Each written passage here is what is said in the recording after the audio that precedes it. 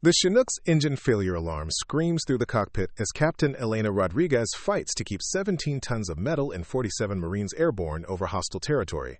Oil pressure dropping, hydraulics failing, enemy fire erupting from the mountains below. The co-pilot's hands shake as he reads instruments that tell a story no pilot wants to hear. "We're going down." Elena's voice cuts through the chaos with surgical precision. "Not today." Her fingers dance across controls that most pilots would abandon in favor of panic. Before we jump back in, tell us where you're tuning in from, and if this story touches you, make sure you're subscribed, because tomorrow I've saved something extra special for you. The helicopter shudders, tilts, and somehow continues flying on borrowed time and sheer determination. In the cargo bay behind her, wounded Marines grip their stretchers and pray to whatever gods listen to soldiers caught between earth and sky. What she does next will either save 47 lives or add 48 names to a memorial wall. The difference between heroism and tragedy often comes down to a single decision made when there's no time to think, only time to act. Sometimes the person everyone underestimates becomes the one everyone depends on. Elena Rodriguez never intended to become the subject of military legend. Her journey to that moment above the Afghan mountains began 3 years earlier in a civilian flight school outside Phoenix, where instructors treated her like an expensive mistake waiting to happen. At 26, she was older than most students, quieter than the rest, and carried herself with the kind of careful reserve that made people assume she lacked confidence, rather than recognizing it as hard-earned wisdom. Her enrollment paperwork told a story that flight instructors had seen countless times before. Recently discharged from the Army after what the records diplomatically termed a medical separation, she was using her GI Bill benefits to pursue a childhood dream that military service had temporarily interrupted. The medical discharge raised no red flags among staff who had seen everything from minor injuries to PTSD cases transition into civilian aviation careers. Her file mentioned anxiety issues and recommended accommodations for stress-related symptoms, standard language that suggested someone recovering from the invisible wounds that modern warfare inflicts on even the strongest soldiers. She lived alone in a modest apartment near the airport, her furniture consisting of the basics plus a collection of aviation magazines that she read with the intensity of someone making up for lost time. Her neighbors knew her as the quiet woman who worked nights at a medical supply warehouse to pay for flight lessons. Someone who kept irregular hours and maintained the kind of polite distance that suggested she preferred solitude to small talk. Her car was a decade-old Honda with nearly 200,000 miles, reliable transportation that got her where she needed to go without drawing attention or straining a budget stretched thin by training costs. The medical supply job suited her perfectly.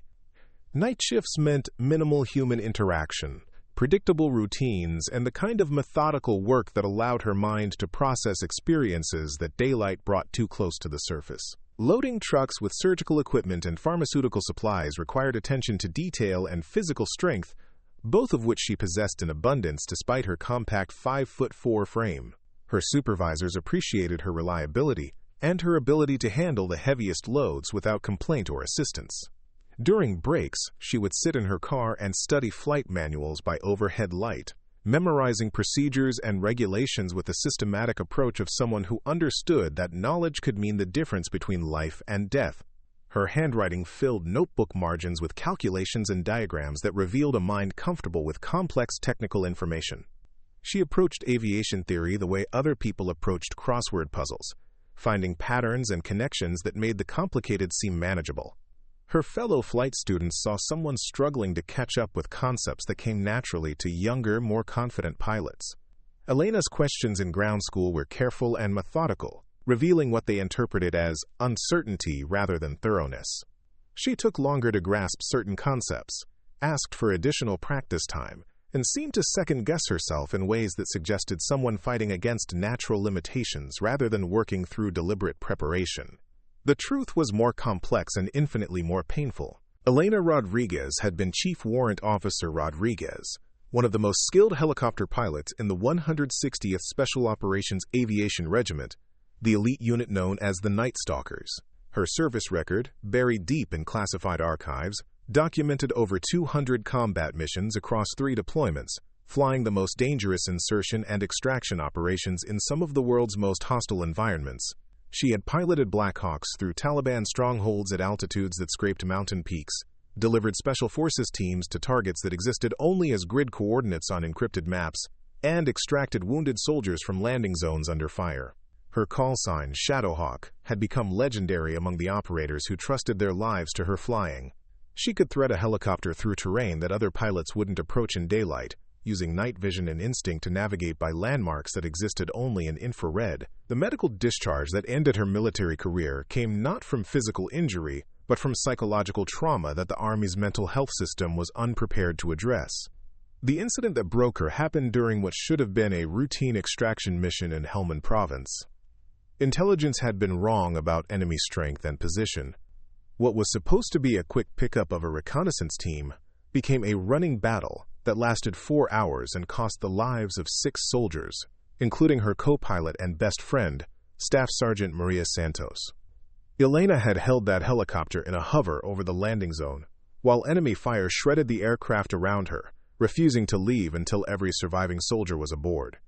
She had flown an aircraft that should have been unflyable back to base, landing with engines that were more holes than metal and hydraulic systems that had failed 20 minutes into the flight. The Medal of Honor recommendation that followed praised her heroism, but couldn't heal the psychological wounds that seeing Maria die in the seat beside her had inflicted. The nightmares came first, dreams where she was flying through enemy fire again, but this time she couldn't maintain control, couldn't save anyone, could only watch as helicopters fell from the sky like broken birds.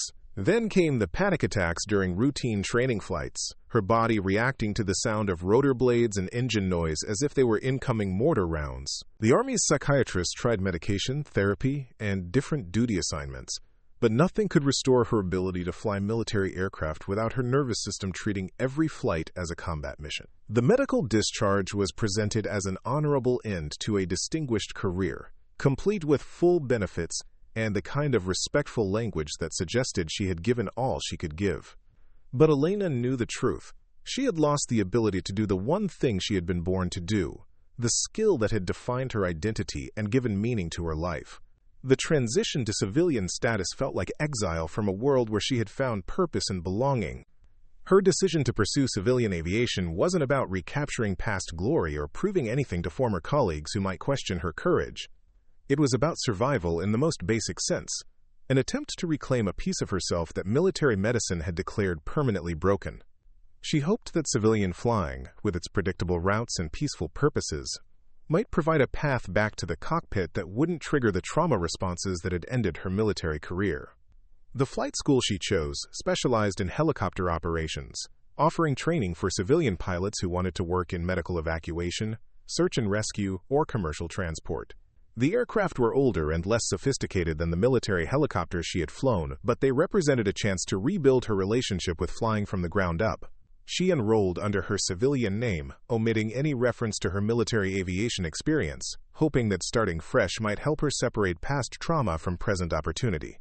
Her instructor, Jake Morrison, was a former Marine pilot whose own military career had ended in a desk job that left him bitter about opportunities missed and recognition denied. He had been flying helicopters for civilian companies for 8 years, working his way up to chief instructor at a school that struggled with high student turnover and equipment that was maintained just well enough to meet safety requirements. His teaching style reflected his frustration with both his current position and students who he felt didn't appreciate the seriousness of aviation. Morrison's first impression of Elena was shaped by assumptions that her quiet demeanor and careful questions indicated someone who might not have the aggressive confidence that he believed helicopter flying required. His experience with former military students had taught him to expect a certain swagger, a comfort with risk and authority that Elena seemed to lack. Her medical discharge paperwork suggested someone who had been broken by military service rather than strengthened by it, reinforcing his belief that she might not have the psychological resilience that helicopter flying demanded. Other students in the program came from backgrounds that seemed more suited to aviation careers. James Walker was a recent college graduate whose father owned a successful construction company that used helicopters for heavy lifting operations. His enrollment was part of a family business plan that would eventually put him in charge of aerial operations, and he approached training with the confidence of someone whose future was already secured. He had grown up around aircraft, had taken introductory flying lessons as a teenager, and possessed the kind of natural comfort with mechanical systems that suggested inherent aptitude.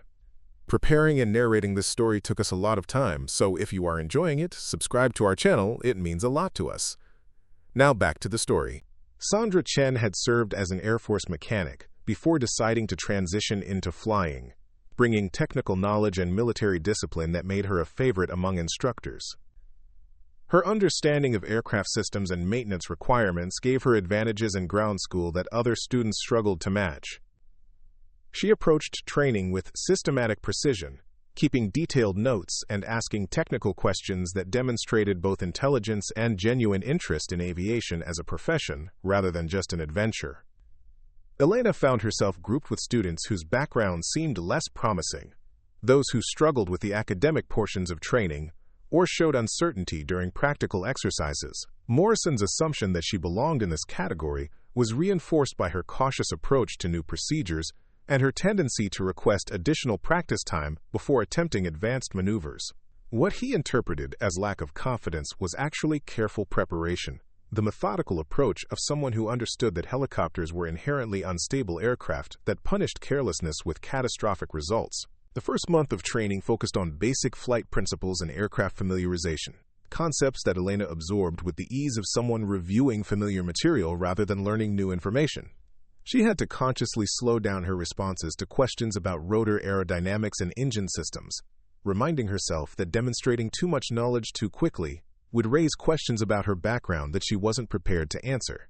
Ground school sessions became exercises in controlled ignorance as Elena asked questions about topics she could have taught, pretending uncertainty about concepts that she had applied in combat situations that her classmates couldn't imagine.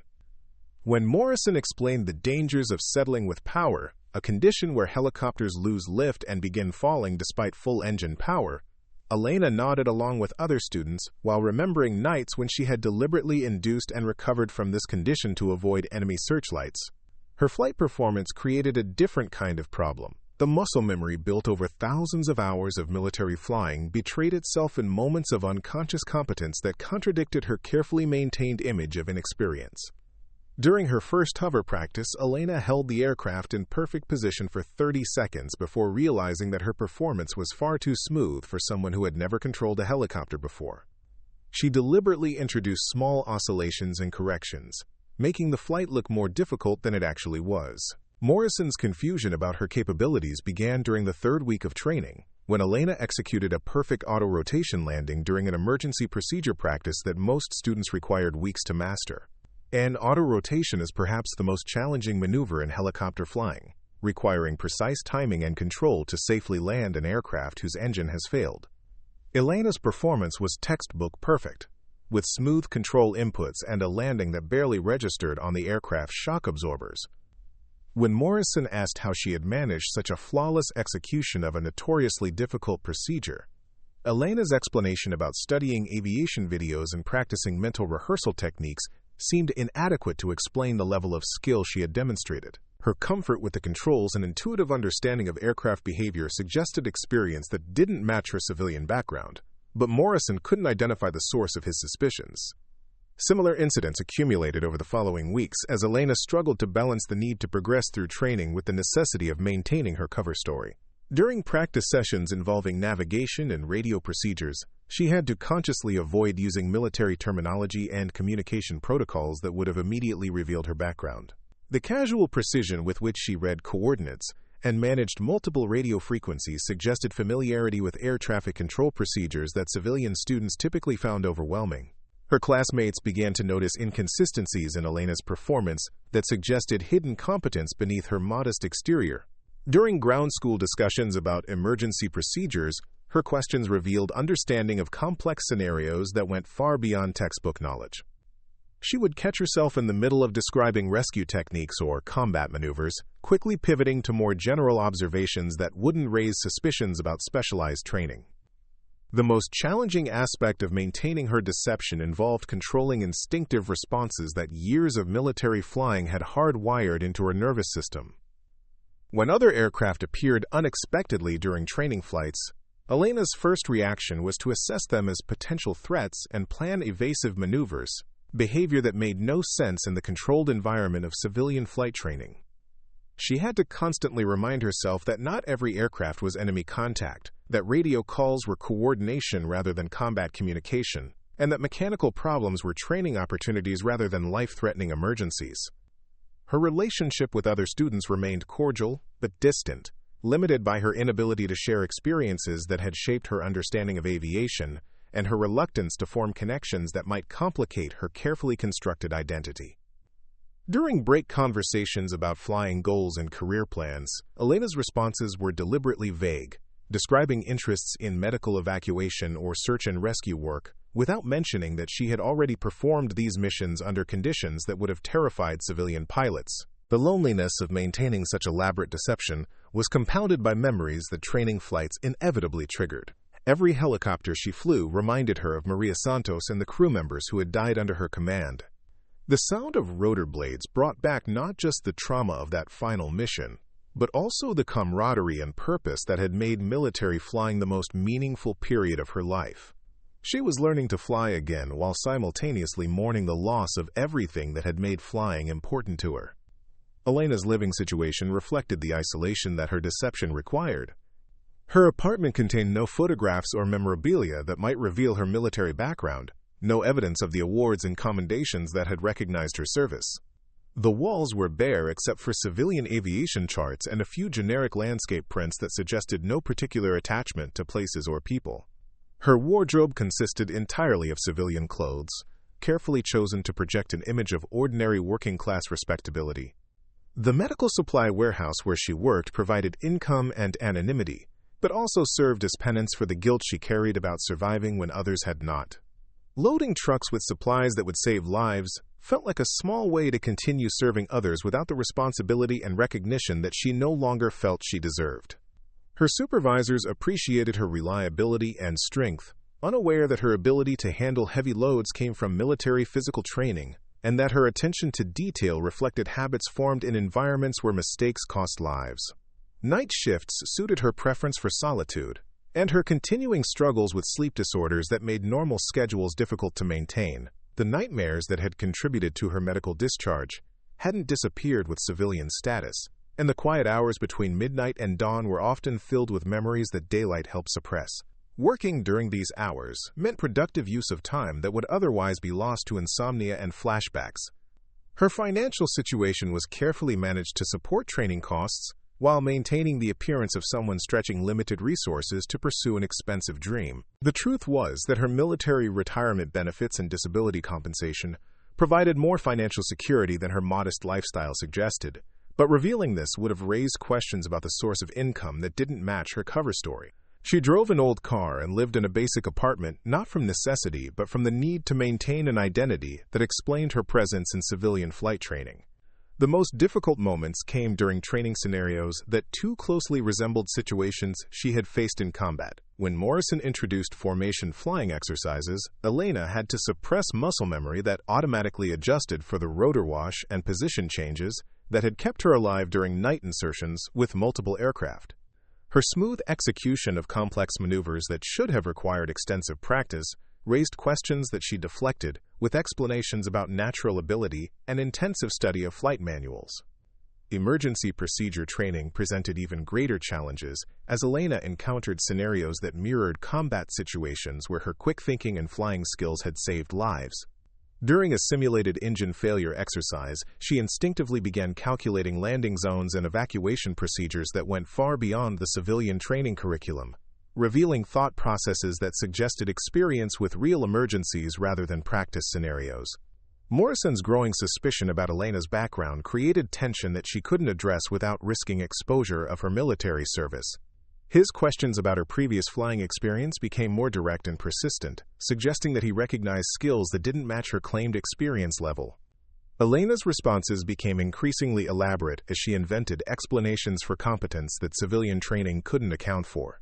The psychological pressure of maintaining such comprehensive deception while reliving traumatic memories through flight training began to affect Elena's ability to control the anxiety responses that had ended her military career.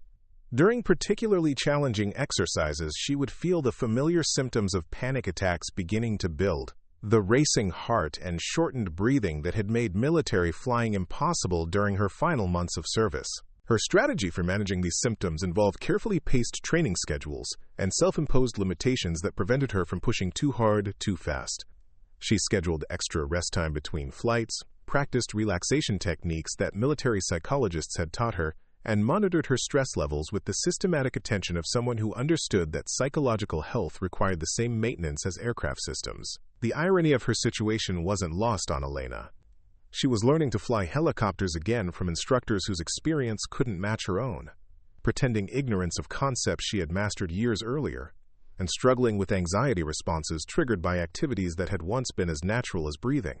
The person who had been considered one of the military's most skilled helicopter pilots was now viewed as a marginal student whose progress raised doubts about her suitability for civilian aviation careers. But beneath the carefully maintained facade of inexperience, Elena was systematically rebuilding her relationship with flying, separating the mechanical skills from the emotional trauma that had made them unusable. Each successful flight, no matter how basic, represented progress toward reclaiming an identity that medical discharge had seemed to steal forever. She was learning that courage wasn't the absence of fear, but the decision to continue forward despite it, one flight at a time. The transformation began with small incidents that individually seemed meaningless, but collectively painted a picture of systematic interference designed to undermine Elena's progress through the training program. The first sign appeared during her 4th week when she arrived for a scheduled flight session to find her assigned helicopter grounded for maintenance issues that the logbook showed had been resolved the previous day.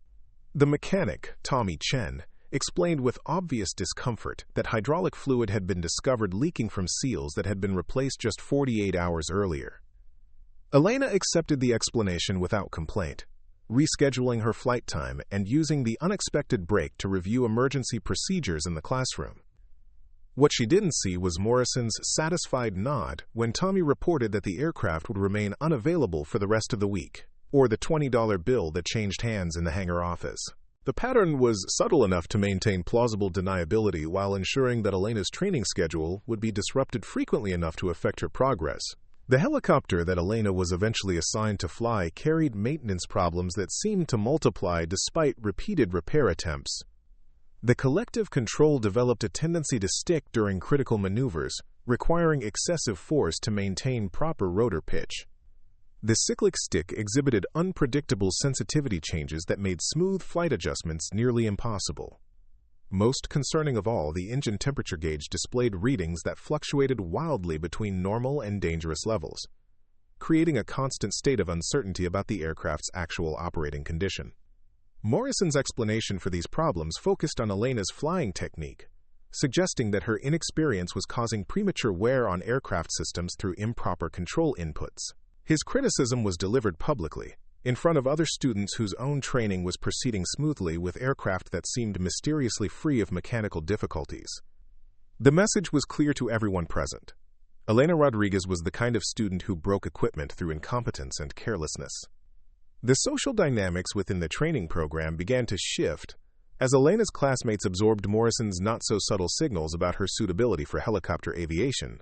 James Walker, whose family connections guaranteed his eventual employment regardless of training performance, started making jokes about pilot error and mechanical sympathy that drew nervous laughter from students who recognized the instructor's implicit approval of such comments. His privileged background had taught him to identify weakness and exploit it for social advantage, and Elena's apparent struggles marked her as acceptable prey. Sandra Chen's reaction was more complex, colored by her own military background and understanding of the challenges that veterans faced during civilian transitions. She had seen other former service members struggle with training programs that seemed designed more to eliminate candidates than prepare them for civilian careers. Her own success in the program was partly due to her ability to leverage technical knowledge gained during Air Force service, advantages that Elena seemed to lack despite her Army background. What Sandra couldn't understand was why Elena's military experience seemed to provide so little benefit during helicopter training. Most Army veterans who transitioned to civilian aviation brought at least some familiarity with aircraft systems and military precision that translated into superior performance during ground school and flight training. Elena's struggles with concepts that should have been familiar to someone with military aviation exposure suggested either inadequate prior training or psychological issues that were interfering with her ability to apply previous knowledge. The truth was that Elena's extensive military helicopter experience created problems that civilian instructors weren't equipped to recognize or address. Her muscle memory was calibrated for aircraft that responded differently to control inputs, operated under different performance parameters, and were flown in tactical situations that had no civilian equivalent. Transitioning from military to civilian helicopter operations wasn't just a matter of learning new procedures. It required unlearning habits and instincts that had been developed through thousands of hours of combat flying. The helicopters Elena had flown in military service were heavily modified aircraft, with performance characteristics that bore little resemblance to the civilian training helicopters she was now attempting to master. Blackhawks flew faster, climbed quicker, and responded to control inputs with the aggressive precision of machines designed for combat operations. The training aircraft were older, slower, and required the kind of gentle handling that Elena's previous experience hadn't emphasized.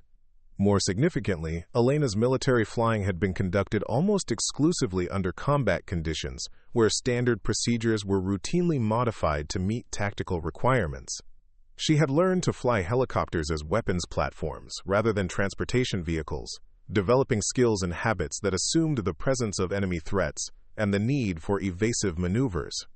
Civilian flying required the opposite mindset: predictable operations, standardized procedures, and the kind of methodical approach that combat flying had trained her to abandon in favor of adaptive improvisation. The psychological challenges were even more complex. Elena's military flying had been motivated by mission requirements and the lives of soldiers who depended on her skills. Every flight had carried the weight of life and death consequences that made personal comfort secondary to operational effectiveness. Civilian training flights lacked this external motivation, leaving Elena to confront her relationship with flying stripped of the purpose and meaning that had previously sustained her through difficult conditions. Without the adrenaline and focus that combat missions provided, Elena found that her anxiety responses to flying were actually more pronounced during peaceful training flights than they had been during her final months of military service. The controlled environment of civilian aviation created space for psychological reflection that combat operations had suppressed, allowing traumatic memories to surface with greater intensity than they had when her attention was focused on immediate survival requirements. Morrison's teaching methods, designed to create stress that would reveal student weaknesses under pressure, inadvertently triggered psychological responses that Elena was struggling to manage through civilian mental health resources that were inadequate to address combat trauma. His practice of creating emergency scenarios during training flights activated the same fight-or-flight responses that had made military flying impossible during her final months of service. The difference was that Elena now understood these responses as symptoms of a treatable condition, rather than evidence of personal failure or cowardice. Her work with civilian therapists had helped her develop coping strategies that military medicine hadn't provided. Techniques for managing anxiety that allowed her to continue flying despite physiological reactions that had previously been overwhelming. The progress was slow and sometimes inconsistent, but it represented hope for eventual recovery that had been absent during her final military service period. Her fellow students began to notice behavioral patterns that they interpreted as signs of incompetence or psychological instability, rather than recognizing them as evidence of combat trauma. Elena's tendency to check escape routes when entering buildings, her automatic assessment of other aircraft as potential threats, and her hypervigilant scanning of the environment during ground operations seemed like paranoid behavior to classmates who had never experienced situations where such habits were necessary for survival. During flight training sessions, Elena's responses to unexpected situations were often too fast and too aggressive for civilian aviation standards, reflecting muscle memory developed during combat operations, where quick reactions meant the difference between mission success and catastrophic failure. When Morrison introduced simulated emergency scenarios, Elena's immediate responses were tactically sound but violated civilian procedures that prioritized methodical problem-solving over rapid, decisive action. These incidents were interpreted by Morrison and other observers as evidence that Elena lacked the temperament for civilian helicopter operations, that her military background had taught her approaches that were incompatible with the safety-focused culture of civilian aviation. What they couldn't recognize was that Elena was fighting against instincts and training that had saved lives in combat situations, gradually replacing combat reflexes with civilian procedures through conscious effort and repeated practice. The social isolation that resulted from these misunderstandings was compounded by Elena's inability to explain her behavior without revealing military experiences that would have exposed her deception about her aviation background. She couldn't tell classmates that her hypervigilance came from missions where enemy snipers had targeted aircraft during landing operations, or that her aggressive responses to emergency scenarios reflected training for situations where hesitation meant death for soldiers depending on her flying skills. Instead, she absorbed criticism and social exclusion while working to modify behavior patterns that had been essential for survival in combat environments but were counterproductive in civilian training settings. The process was exhausting and often demoralizing, requiring her to suppress instincts that had kept her alive while learning new approaches that felt dangerously passive by comparison to her previous experience. Elena's living situation provided little relief from the stress of maintaining her deception during training hours. Her apartment had become a sanctuary where she could drop the pretense of civilian inexperience, but it was also a place where memories of military service were unavoidable. The silence that civilian life provided was filled with echoes of rotor blades and radio communications from missions that had defined her identity for years before trauma made them impossible to continue. The medical supply warehouse where she worked offered structure and purpose that helped counterbalance the emotional challenges of flight training, but her job also served as a constant reminder of the career transition that trauma had forced upon her. Loading trucks with medical equipment that would save lives in hospital settings felt meaningful, but couldn't replace the immediate impact of flying rescue missions where her skills directly determined whether wounded soldiers lived or died. Her financial management had become more challenging as training costs accumulated, and equipment problems required additional flight hours to maintain progress towards certification goals. The maintenance issues that plagued her assigned aircraft meant paying for flight time that was wasted on aircraft problems rather than skill development, creating economic pressure that added to the psychological stress of training in an environment where she was increasingly unwelcome. The most frustrating aspect of her situation was the knowledge that she possessed skills that exceeded those of her instructors, trapped in a role that required her to pretend incompetence while being criticized for performance problems that were largely created by deliberate sabotage. Elena had to watch other students advance through training milestones that she could have achieved easily if she were able to apply her actual experience and knowledge. Morrison's escalating criticism began to include suggestions that Elena might not be suited for helicopter aviation, recommendations that she consider alternative career paths that would better match her apparent limitations. These conversations were conducted with the kind of professional concern that made them difficult to challenge, while clearly communicating that her continued enrollment in the program was becoming unwelcome. Other students began to distance themselves from Elena as Morrison's disapproval became more obvious, not wanting to be associated with someone who was clearly struggling and might reflect poorly on their own prospects for successful completion of the training program. The isolation was systematic and deliberate, creating social pressure that was designed to encourage voluntary withdrawal from training rather than forcing a confrontation that might attract unwanted attention from program administrators. Elena's response to this pressure was shaped by military training that had taught her to endure difficult conditions without complaint and complete missions. Despite obstacles that seemed insurmountable, her determination to continue training despite mechanical sabotage and social isolation reflected the same mindset that had carried her through combat missions, where failure meant death for soldiers who trusted her flying abilities. But the psychological cost of maintaining this determination was enormous. Elena found herself reliving not just the trauma of Maria Santos's death, but also the sense of purpose and belonging that military service had provided. The contrast between her current isolation and the camaraderie she had experienced with military aviation crews made her civilian training feel like exile from a world where her skills had been valued and her contributions recognized. The nightmares that had contributed to her medical discharge began to intensify as stress from training combined with memories triggered by daily exposure to helicopters and aviation procedures. Sleep became increasingly elusive, affected by dreams where she was flying rescue missions but couldn't save anyone, where aircraft systems failed at critical moments, and where the faces of soldiers she had actually saved were replaced by accusatory stares from classmates who questioned her competence. Elena's medical management of these symptoms had to be conducted secretly, through civilian healthcare providers, who couldn't access her military medical records, and therefore couldn't fully understand the source of her psychological difficulties. The medications and therapy techniques that civilian providers recommended were helpful but inadequate to address combat trauma that required specialized treatment approaches developed specifically for military veterans. The gap between her actual capabilities and her apparent performance created cognitive dissonance that was difficult to manage through normal psychological coping mechanisms. Elena had to maintain awareness of skills and knowledge that she couldn't demonstrate, while accepting criticism for problems that she could easily solve if she were allowed to apply her actual experience. This internal conflict was particularly intense during emergency procedure training, where Elena had to watch other students struggle with scenarios that she had successfully handled under actual combat conditions. Her knowledge of advanced emergency techniques and her experience with aircraft system failures that exceeded anything that civilian training could simulate made the classroom discussions feel like elaborate games rather than serious preparation for real-world challenges. Morrison's teaching methods, which relied heavily on stress-inducing scenarios and public criticism to motivate student improvement, had the opposite effect on Elena's performance.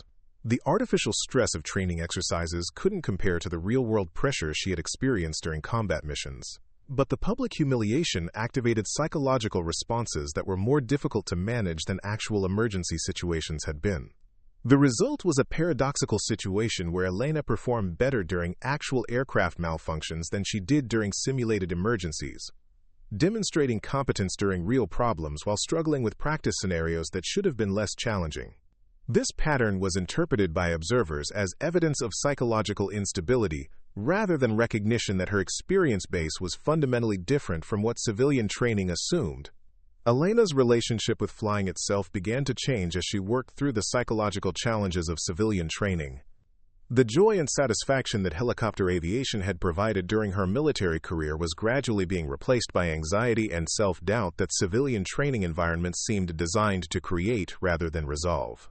She began to question whether pursuing civilian aviation certification was worth the psychological cost of pretending incompetence, while being systematically undermined by people whose flying experience couldn't match her own. The medical supply warehouse provided stability and predictable income, but Elena recognized that her long-term financial security depended on completing flight training and transitioning to civilian aviation work that would utilize skills developed during military service. The alternative was accepting permanent exile from the aviation careers that had defined her professional identity and provided meaning beyond simple employment. Her determination to continue training despite the obstacles was reinforced by memories of soldiers who had depended on her flying skills during combat operations. The same sense of duty that had carried her through dangerous missions now motivated her to endure training conditions that were designed to force her withdrawal from the program. Elena understood that completing civilian flight training wasn't just about personal achievement.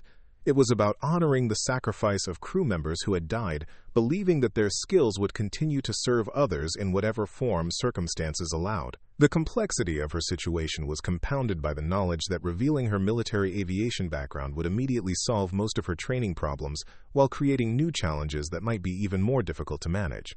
Military flight experience would explain her competence and justify her enrollment in civilian training programs, but it would also raise questions about the reasons for her medical discharge and the psychological issues that had ended her military career. Elena's decision to maintain her deception reflected not just personal privacy concerns, but also protective instincts developed during military service, where operational security was essential for mission success and crew survival. The habits of compartmentalizing information and limiting disclosure of sensitive details had become second nature during years of classified operations, and these same instincts now guided her approach to civilian life. The irony of her situation wasn't lost on Elena, as she struggled through training that was designed to teach skills she had already mastered, while being criticized by instructors whose experience was limited to civilian aviation operations. She was learning to be a student again while fighting against muscle memory and knowledge that made civilian training procedures seem inadequate by comparison to military standards she had internalized. But beneath the frustration and psychological challenges, Elena recognized that civilian training was providing something that military aviation had never offered: the opportunity to fly for peaceful purposes rather than combat missions. The helicopters she was learning to operate would carry medical patients rather than soldiers, perform search and rescue operations rather than tactical insertions, and serve civilian communities rather than military objectives. This fundamental difference in purpose began to provide motivation that was independent of past military experience, offering the possibility of finding new meaning in aviation that wasn't connected to combat trauma or memories of fallen crew members. Elena started to envision a future where her flying skills would save lives through civilian applications rather than military operations, where success would be measured by peaceful accomplishments rather than combat effectiveness. The vision was still fragile and often overshadowed by immediate training challenges, but it represented hope for eventually reclaiming aviation as a source of satisfaction rather than trauma. Elena began to understand that completing civilian flight training wasn't about returning to her previous identity as a military pilot. It was about creating a new identity that honored past service while building toward a future that offered healing rather than continued exposure to the conditions that had broken her. This realization provided psychological strength that was independent of external validation or recognition from instructors and classmates who couldn't understand her background or appreciate her capabilities. Elena's determination to continue training despite systematic obstacles became less about proving herself to others and more about proving to herself that trauma didn't have to define the limits of what was possible for her future. The emergency call came through the flight school's radio system at precisely 1400 hours on a Tuesday afternoon that had started like any other training day. Elena was in the middle of a hover exercise, fighting the deliberately compromised controls of her assigned aircraft, while Morrison watched from the ground with his characteristic expression of professional disappointment. The voice that crackled through the communications equipment carried the urgent tone that every pilot recognizes as genuine distress rather than training simulation. Search and Rescue Coordination Center to all available aircraft. We have a confirmed emergency situation in the Superstition Mountains. Military transport helicopter down with multiple casualties. Civilian medical evacuation required immediately.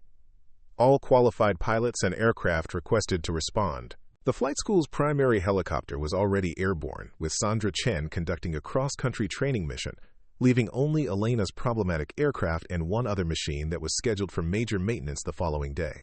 Morrison's initial response was to contact other flight schools and commercial operators, hoping to find more suitable aircraft and experienced pilots for what was clearly a challenging rescue operation.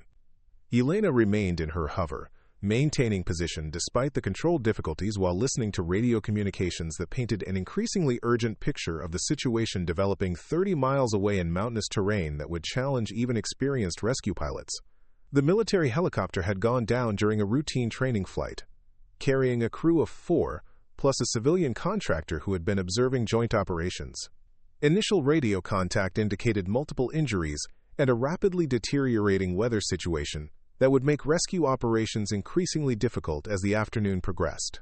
The call for civilian assistance had come after military rescue assets were determined to be too far away to reach the crash site before nightfall, when mountain weather conditions would make helicopter operations extremely hazardous. The local terrain was characterized by narrow valleys, unpredictable wind patterns, and landing zones that required precise flying skills to access safely. Most civilian helicopter operations avoided the area entirely, considering it too risky for normal commercial activities. Morrison's attempts to locate alternative aircraft and pilots were meeting with responses that Elena could hear through the radio communications. Every civilian operator contacted cited either aircraft availability problems or pilot qualifications that made them unsuitable for mountain rescue operations in deteriorating weather conditions. The window of opportunity for successful rescue was narrowing rapidly as afternoon thunderstorms began building over the mountain ranges. Elena's decision to speak emerged from the same instincts that had guided her through hundreds of military missions, where someone's life depended on actions that others couldn't or wouldn't take. Her voice cut through Morrison's increasingly frustrated radio conversations with quiet authority that surprised everyone within hearing range. "I can fly that mission." Morrison's immediate response reflected his assessment of Elena's capabilities, based on months of observing her struggles with basic training exercises. His laugh held no humor as he dismissed her offer with the kind of professional condescension that had characterized their entire relationship. "You can barely handle hover patterns without equipment problems. This is serious mountain rescue work that requires real pilot skills." Elena's reply carried undertones that Morrison had never heard from her before, authority that seemed to emerge from somewhere deeper than civilian flight training could account for. "I know those mountains. I know helicopter rescue operations. And I know that aircraft better than anyone else here." The statement was factually accurate, but revealed knowledge that her civilian background couldn't explain. The radio communications continued to paint an increasingly desperate picture as other potential rescue resources were eliminated one by one. The weather window was closing rapidly, and the injured survivors at the crash site were facing the prospect of spending a night in mountain conditions that could prove fatal to anyone with serious injuries. The search and rescue coordinator's voice reflected growing desperation as options narrowed toward zero. Elena made her decision with the same calm calculation that had guided her through combat missions, where failure meant death for people who trusted her capabilities. She began shutdown procedures for her training aircraft while speaking directly to Morrison with words that carried the weight of absolute certainty. "I'm taking that helicopter to get those people. You can help me prepare it for flight, or you can stay here and explain to their families why nobody tried."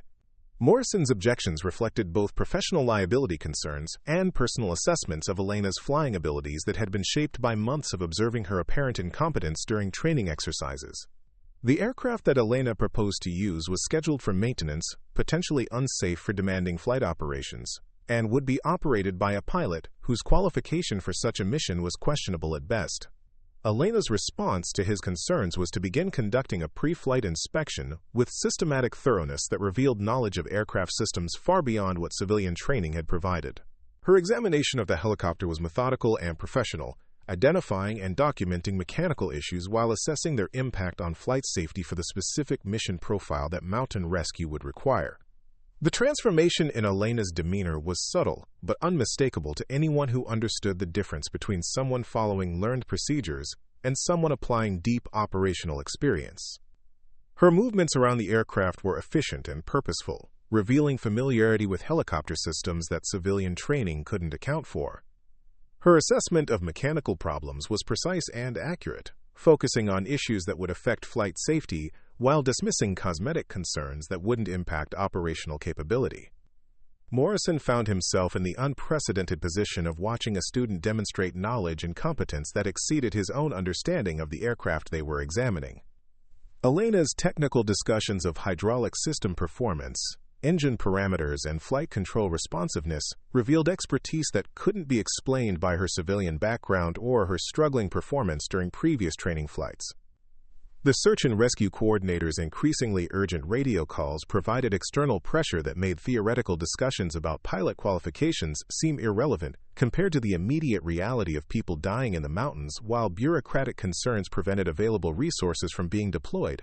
Elena's quiet confidence in her ability to conduct the mission contrasted sharply with Morrison's growing uncertainty about the wisdom of preventing her from trying. Elena's preparation for the flight involved equipment checks and mission planning that demonstrated familiarity with rescue operations far beyond civilian training standards.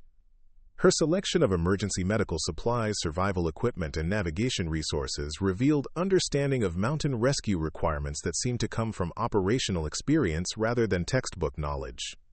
When Morrison questioned her about specific aspects of her mission planning, Elena's responses were technically accurate and operationally sound, reflecting knowledge of helicopter performance in mountainous terrain that civilian instructors rarely encountered. Her weather assessments, route planning, and risk mitigation strategies were professional and comprehensive, addressing concerns that Morrison hadn't even considered. The moment of decision arrived when the search and rescue coordinator made a final radio call requesting any available helicopter assets regardless of normal operational limitations. The desperation in the official's voice made it clear that conventional rescue resources had been exhausted, and that civilian assistance was the only remaining option for reaching the crash survivors before nightfall. Elena's response was to complete her pre-flight inspection and begin engine start procedures while speaking to Morrison with quiet determination that left no room for further debate. "Those people are going to die if someone doesn't go get them right now. I can do this mission safely and successfully. Your choice is whether to help me save lives or stand here arguing while people bleed to death in the mountains." Morrison's decision to allow Elena to proceed reflected recognition that theoretical concerns about pilot qualifications were less important than the immediate reality of people needing rescue. His authorization was reluctant and hedged with liability concerns, but it represented acknowledgement that Elena's demonstrated competence during mission preparation was more relevant than her previous training difficulties. Elena's departure from the flight school represented a transformation that had been building throughout her civilian training experience. The helicopter that had been problematic and difficult to control during practice flights responded to her inputs with smooth precision, as she applied flying techniques that civilian training had never taught. Her control of the aircraft was confident and assured, revealing capabilities that months of training exercises had never demonstrated. The flight toward the Superstition Mountains took Elena over terrain that was familiar from years of military operations in similar environments.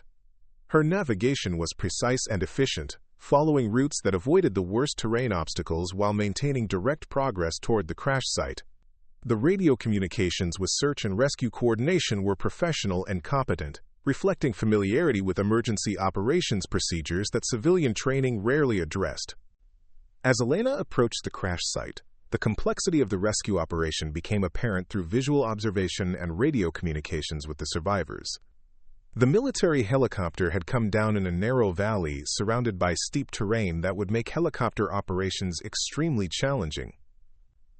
The landing zone was marginal at best, with obstacles that would require precise flying to avoid. The injured survivors were located in positions that would complicate evacuation procedures. Elena's assessment of the situation was systematic and professional, identifying the critical factors that would determine mission success or failure. The weather was deteriorating rapidly, with wind conditions becoming increasingly turbulent and visibility decreasing as afternoon storms approached. The terrain offered only one viable approach route to the crash site, requiring precise flying along a narrow valley floor with limited options for emergency escape maneuvers. The survivors' conditions, as reported through radio communications, included serious injuries that would require immediate medical attention and careful handling during evacuation procedures. The combination of challenging terrain, deteriorating weather, and critically injured patients created a rescue scenario that would test the limits of aircraft performance and pilot capability. Elena's decision to proceed with the rescue reflected the same calculation process that had guided her through military missions, where success required accepting significant risks to accomplish objectives that couldn't be achieved through safer alternatives. The analysis was cold and professional. The survivors would die without immediate evacuation. The weather window was closing rapidly, and she possessed the skills and equipment necessary to accomplish the mission successfully. Her approach to the crash site demonstrated flying techniques that civilian training programs didn't teach, but that were essential for operations in challenging mountain terrain. Elena's control of the helicopter through turbulent wind conditions was smooth and precise, maintaining stable flight despite conditions that would have challenged experienced civilian pilots. Her navigation through the narrow valley was exact and confident, avoiding terrain obstacles while maintaining optimal positioning for the rescue operation. The first glimpse of the crashed military helicopter revealed the extent of the challenge that Elena was accepting. The aircraft had impacted on uneven terrain that would make landing extremely difficult, surrounded by debris that created additional hazards for rescue operations.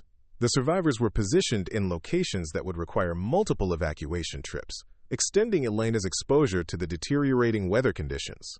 Elena's radio communications with the survivors revealed her immediate recognition of their military backgrounds and the nature of their training mission. Her professional familiarity with military personnel and operations was evident in her communication style and her understanding of the procedures they would follow during rescue operations. The survivors' responses indicated surprise at the competence and authority demonstrated by what they had expected to be a civilian rescue pilot. The first landing at the crash site required flying skills that pushed both aircraft and pilot to their operational limits. Elena's approach was conducted through turbulent wind conditions that would have defeated less experienced pilots, maintaining precise control while navigating obstacles that offered no margin for error. The touchdown was smooth and controlled despite the challenging terrain and deteriorating weather conditions. Elena's interaction with the crash survivors revealed both medical knowledge and leadership capabilities that exceeded normal civilian pilot training. Her assessment of injuries was competent and thorough, prioritizing evacuation sequence based on medical urgency while considering aircraft weight and balance limitations. Her directions to ambulatory survivors were clear and authoritative, organizing the evacuation process with military efficiency. The first evacuation flight demonstrated Elena's complete mastery of helicopter operations under emergency conditions. Her departure from the crash site was executed through the same challenging approach route, but now with the additional complexity of maximum aircraft weight and critically injured passengers who required smooth flight handling to prevent further medical complications. Elena's navigation back to the nearest medical facility was direct and efficient, maintaining radio communications with both search and rescue coordination and medical personnel who were preparing to receive the casualties. Her flying was steady and controlled despite turbulent conditions, protecting her injured passengers while maintaining the aggressive schedule necessary to return for additional survivors before weather conditions made further flights impossible. The landing at the medical facility was witnessed by emergency personnel who recognized exceptional flying skills in the precision and control that Elena demonstrated under challenging conditions. Her coordination with medical teams during patient transfer was professional and efficient, reflecting familiarity with emergency medical procedures that civilian pilots rarely encountered. Elena's immediate return to the crash site for the remaining survivors demonstrated determination and flying capabilities that impressed search and rescue officials who had initially questioned the wisdom of allowing a civilian training pilot to attempt such a challenging mission. Her second approach to the mountain crash site was conducted in weather conditions that were continuing to deteriorate, requiring even greater flying precision than the initial rescue flight. The final evacuation flight carried the most seriously injured survivor, requiring Elena to balance maximum urgency with the need for smooth flight handling that wouldn't aggravate critical medical conditions.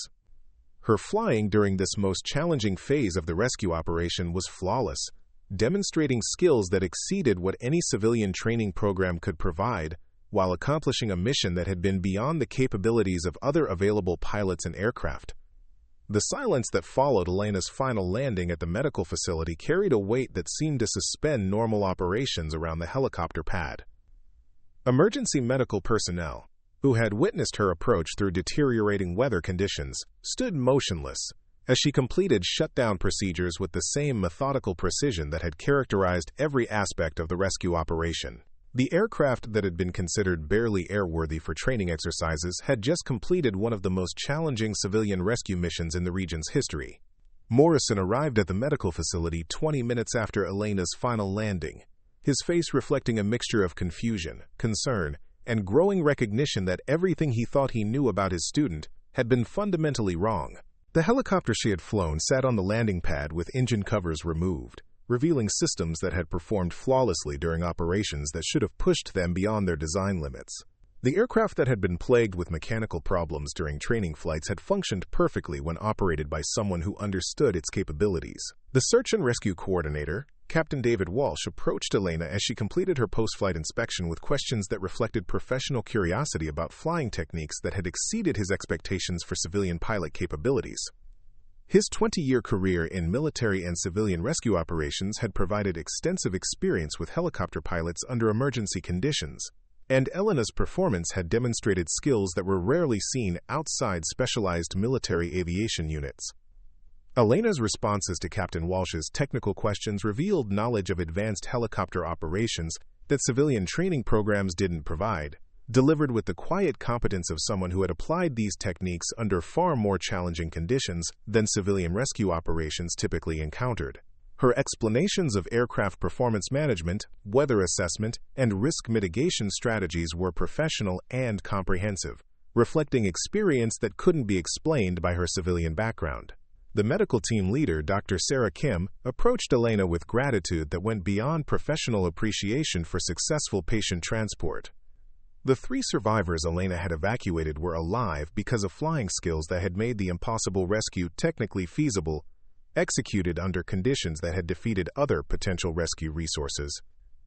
Dr. Kim's medical assessment confirmed that all 3 patients would recover fully, outcomes that wouldn't have been possible without immediate evacuation from the mountain crash site. Morrison's conversation with Elena in the medical facility parking lot was conducted with the awkward formality of someone trying to reconcile months of professional assumptions with evidence that contradicted everything he thought he understood about pilot capabilities and training effectiveness.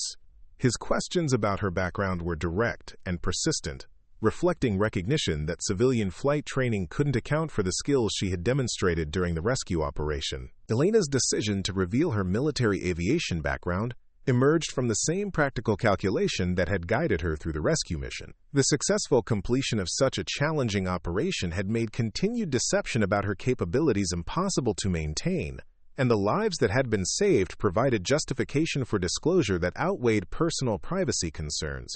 Her explanation of her military service was delivered with the same quiet professionalism that had characterized her approach to civilian training, acknowledging her background as a former Army helicopter pilot without elaborating on the specific details of her service or the circumstances that had led to her medical discharge.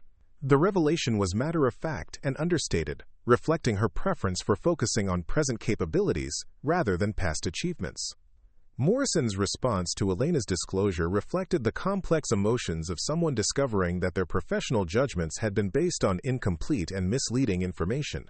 His months of criticism and systematic undermining of her training progress were recontextualized by the knowledge that she possessed flying skills that exceeded his own, that her apparent struggles with basic procedures had been the result of equipment sabotage and deliberate interference, rather than incompetence or psychological limitations. The apology that Morrison offered was genuine but inadequate to address the systematic nature of the harassment and discrimination that Elena had endured throughout her civilian training experience. His recognition of error was complicated by defensive explanations about the challenges of assessing student capabilities when complete background information wasn't available, justifications that revealed his difficulty accepting full responsibility for decisions that had been based on assumptions rather than objective evaluation. Elena's response to Morrison's apology reflected the same grace and professionalism that had characterized her behavior throughout months of undeserved criticism and deliberate sabotage. Her acceptance of his acknowledgement was generous and forward-looking, focusing on the opportunity for improved training methods rather than dwelling on past injustices that couldn't be corrected through discussion. The transformation in Elena's status within the flight training program was immediate and comprehensive. Students who had participated in her social isolation suddenly sought her attention and advice, hoping to benefit from knowledge and experience that had been revealed through her rescue mission performance. The same classmates who had avoided association with her during her apparent struggles now competed for opportunities to learn from someone whose capabilities had been demonstrated under real-world conditions. James Walker's attempt to rebuild his relationship with Elena was complicated by his previous participation in Morrison's campaign of systematic harassment. His privileged background had taught him to identify and exploit perceived weakness, but hadn't prepared him for the possibility that his targets might possess hidden strengths that could eventually be revealed. His approach to Elena was carefully respectful, reflecting recognition that her newly revealed status required different social strategies than those he had previously employed. Sandra Chen's reaction to Elena's disclosure was more complex, colored by her own military background and understanding of the challenges that veterans face during transition to civilian careers. Her recognition of Elena's true capabilities was accompanied by guilt about her failure to recognize signs of military aviation experience that should have been obvious to someone with her background. Her attempts to establish professional relationships with Elena were motivated by genuine respect and shared military experience. Elena's approach to her transformed status within the training program reflected the same principles that had guided her military service: competence without arrogance, leadership through example, and focus on mission accomplishment rather than personal recognition. Her interactions with fellow students were helpful and encouraging, sharing knowledge that could improve their flying skills while avoiding any behavior that might be interpreted as condescending or superior. The changes in training procedures that resulted from Elena's revelation were implemented gradually but comprehensively, addressing systemic problems that had affected multiple students over several years. Morrison's teaching methods were modified to emphasize objective skill assessment rather than subjective judgments based on student background or personal characteristics. Equipment maintenance procedures were improved to ensure that mechanical problems couldn't be used to sabotage student progress. Elena's completion of her civilian flight certification was accomplished with the same quiet efficiency that had characterized her rescue mission performance. The skills and knowledge that she had been forced to conceal during months of training were finally demonstrated through standardized testing procedures that provided objective measures of pilot capability. Her performance on practical examinations was flawless, reflecting competence that placed her among the most qualified pilots to complete the training program. The job opportunities that became available to Elena following her certification were significantly enhanced by her demonstrated performance during the mountain rescue operation. Civilian helicopter operators who had learned about her capabilities through professional networks actively recruited her for positions that would utilize her advanced skills and military experience. The career prospects that had seemed uncertain during her struggling training period were replaced by multiple offers from employers who valued demonstrated competence over academic credentials. Elena's decision to accept a position with a civilian medical evacuation service reflected her desire to continue using her flying skills for humanitarian purposes, while working in an environment that wouldn't trigger the psychological responses that had ended her military career. The medical helicopter operations offered the opportunity to save lives through civilian applications rather than military missions, providing meaning and purpose that honored her past service while building toward a peaceful future. The medical evacuation company that hired Elena was impressed not only by her flying skills but also by her approach to emergency operations, which emphasized systematic preparation, risk assessment, and crew coordination techniques that were rarely seen in civilian aviation. Her integration into their operation was smooth and immediate, reflecting her ability to apply military training principles to civilian operational requirements. Morrison's relationship with Elena evolved from instructor-student to professional colleagues as her new position required her to work with the flight school on advanced training programs that would better prepare students for challenging civilian helicopter operations. Her insights into training effectiveness and student assessment were valuable contributions to program improvement efforts that benefited future students while addressing systemic problems that had created unnecessary obstacles for qualified candidates.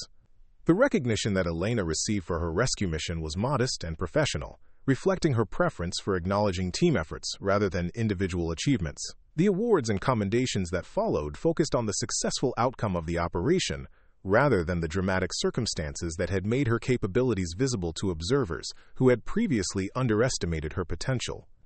Elena's personal healing process was advanced significantly by the successful completion of the rescue mission, which demonstrated that her flying skills could be applied for peaceful purposes without triggering the psychological responses that had made military aviation impossible.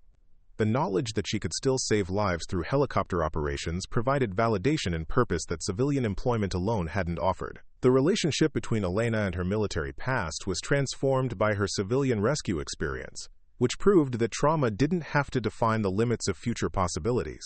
Her understanding of her own capabilities was restored through successful application of skills that military medical discharge had suggested might be permanently compromised.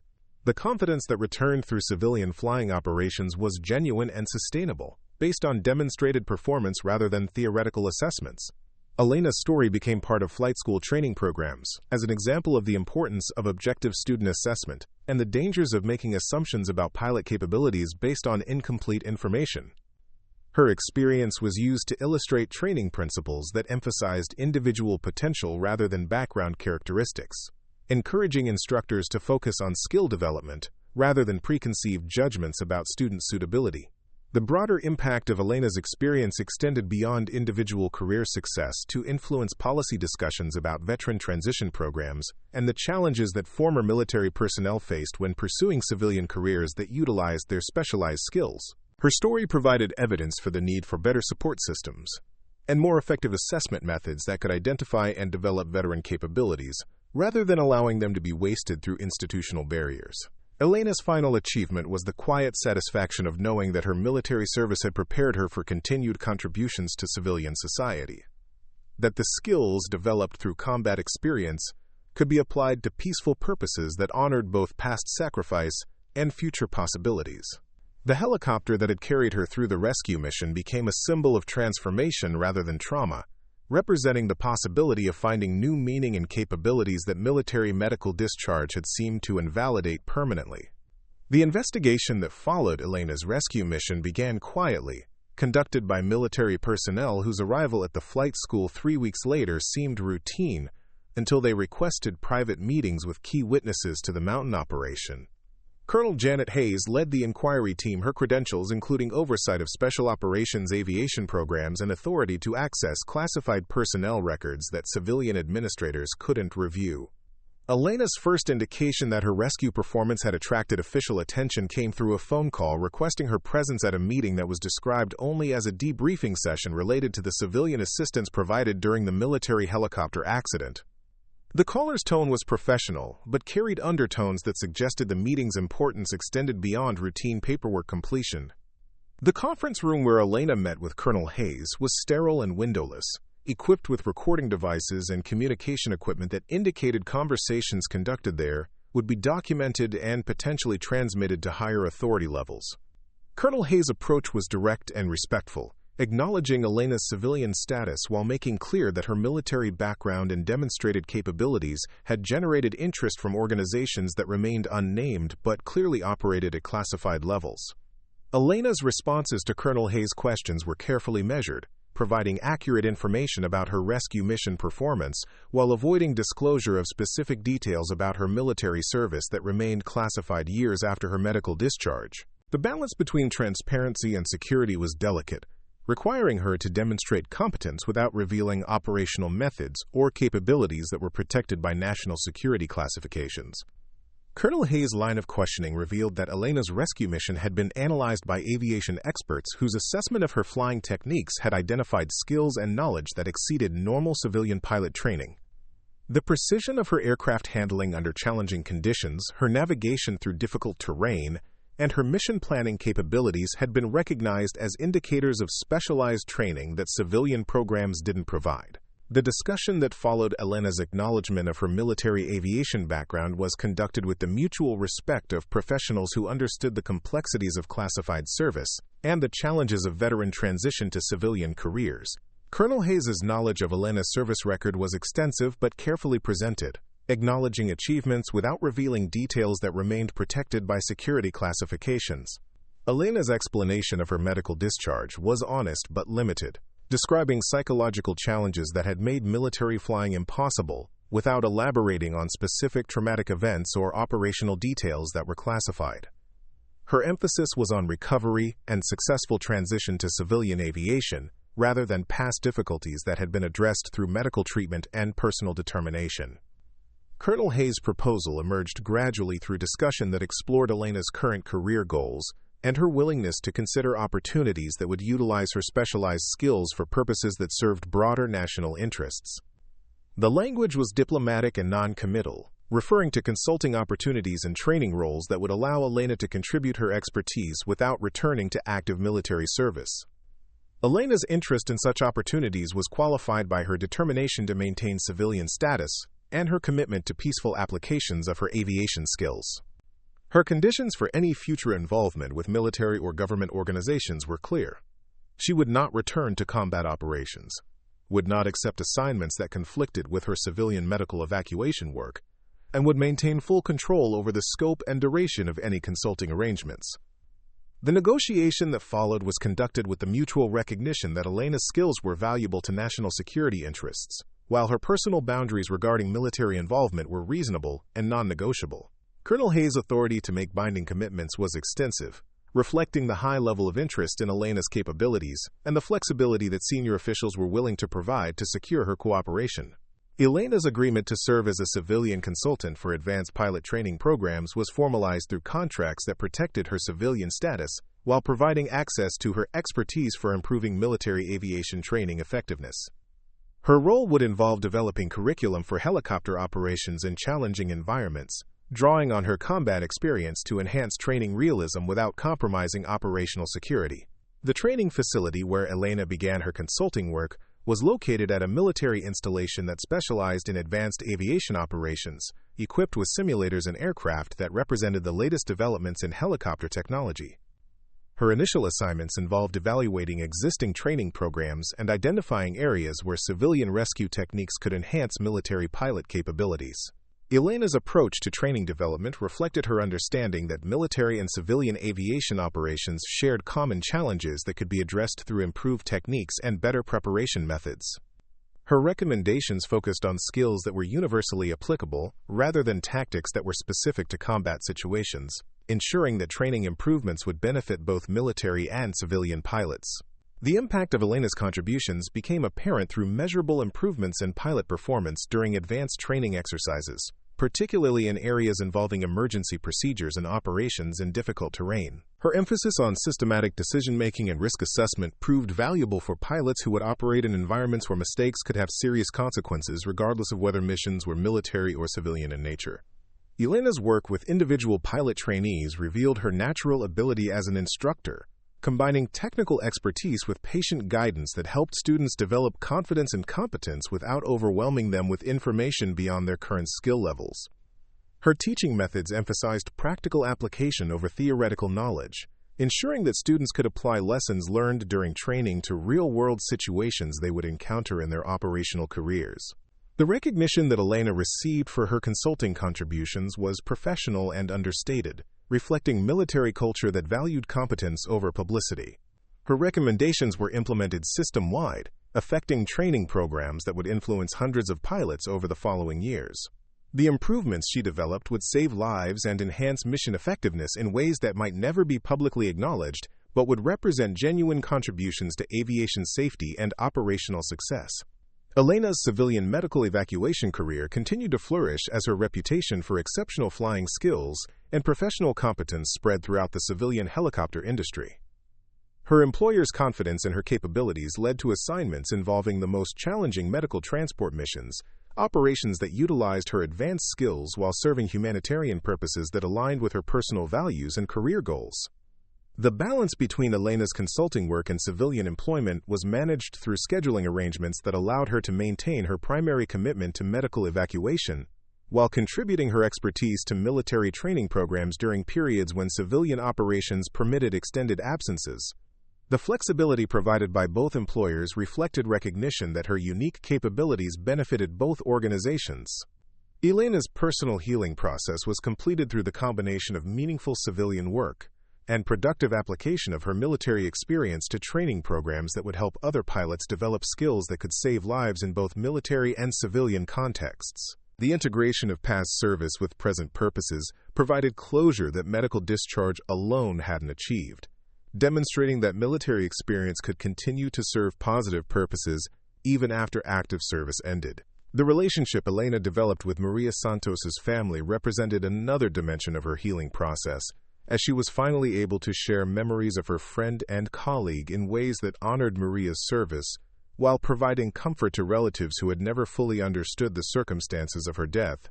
Elena's civilian achievements provided evidence that Maria's sacrifice had contributed to capabilities that continued to save lives years after the combat mission that had cost Maria her life.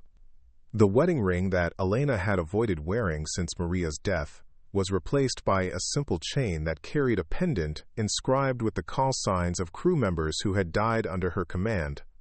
The memorial jewelry was worn beneath her flight suit during medical evacuation missions, serving as a reminder of past service, while symbolizing her commitment to continuing their shared dedication to saving lives through aviation excellence. Elena's mentorship of young pilots became an informal but important aspect of her civilian career, as her reputation attracted students and new pilots who sought guidance from someone whose experience encompassed both military and civilian aviation at the highest levels. Her advice was sought by pilots facing career decisions, technical challenges, and personal difficulties that were familiar to someone who had navigated similar obstacles successfully. The flight school where Elena had completed her civilian training was transformed by the lessons learned from her experience, implementing policies and procedures that ensured future students would be evaluated based on objective performance measures, rather than subjective assumptions about background or capability. Morrison's evolution from skeptical instructor to supportive colleague represented broader institutional changes that benefited all students who followed Elena through the program. Elena's story became part of aviation folklore, told in flight schools and pilot lounges as an example of the importance of perseverance and the dangers of underestimating people based on appearance or assumed limitations. The details were often embellished through retelling, but the core message remained consistent. Exceptional capabilities could be found in ordinary-seeming people who had been shaped by extraordinary experiences. The military helicopter crew that Elena had rescued maintained contact with her through informal networks that connected military and civilian aviation communities, their gratitude expressed through annual messages that acknowledged her role in their survival and recovery.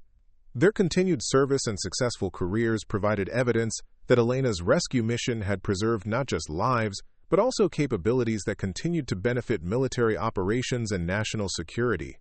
Elena's decision to purchase her own helicopter represented the final step in her transition from military pilot whose career had been ended by trauma to civilian aviator who had reclaimed aviation as a source of purpose and satisfaction. The aircraft she selected was equipped for medical evacuation operations, but also capable of search and rescue missions that would allow her to continue saving lives in situations where her specialized skills could make the difference between tragedy and successful rescue. The hangar where Elena based her helicopter operations became a gathering place for pilots from both military and civilian backgrounds who respected her expertise and valued her friendship. The informal mentorship and professional guidance she provided contributed to improved aviation safety and operational effectiveness throughout the regional helicopter community. Elena's final recognition came not through formal awards or public ceremonies, but through the quiet satisfaction of knowing that her military service had prepared her for continued contributions to society that honored both past sacrifice and present opportunities. The skills developed through combat experience had been successfully applied to peaceful purposes that served humanitarian goals while maintaining the excellence and dedication that had characterized her military service. The transformation that Elena had undergone from broken veteran to accomplished civilian pilot represented more than personal recovery. It demonstrated the possibility of finding new meaning and purpose after trauma had seemed to end previous possibilities. Her example provided hope for other veterans struggling with similar challenges, while contributing practical improvements to aviation training and safety that would benefit pilots and passengers for years to come. Elena's legacy was measured not in medals or commendations, but in lives saved and capabilities preserved, in students trained and techniques improved, in the quiet demonstration that trauma didn't have to define the limits of future achievement.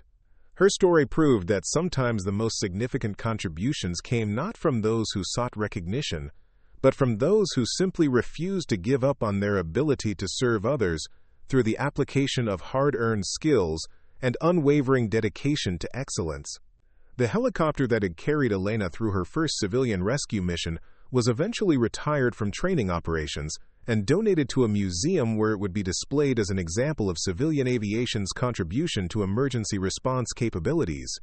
The placard beside the aircraft would mention the rescue mission it had performed, but wouldn't identify the pilot whose skills had made the impossible operation successful, reflecting Elena's preference for recognizing team achievements rather than individual accomplishments. Elena Rodriguez had found her way home not to a place but to a purpose, not to past glory but to present service, not to recognition but to the quiet satisfaction of knowing that her life continued to make a difference in ways that mattered more than fame or fortune. The woman who had once been broken by combat trauma had become whole again through the discovery that healing could come through helping others, that service could continue in new forms, and that the most powerful victories were often those that no one else would ever hear about. Up next, you've got 2 more standout stories right on your screen. If this one hit the mark, you won't want to pass these up. Just click and check them out.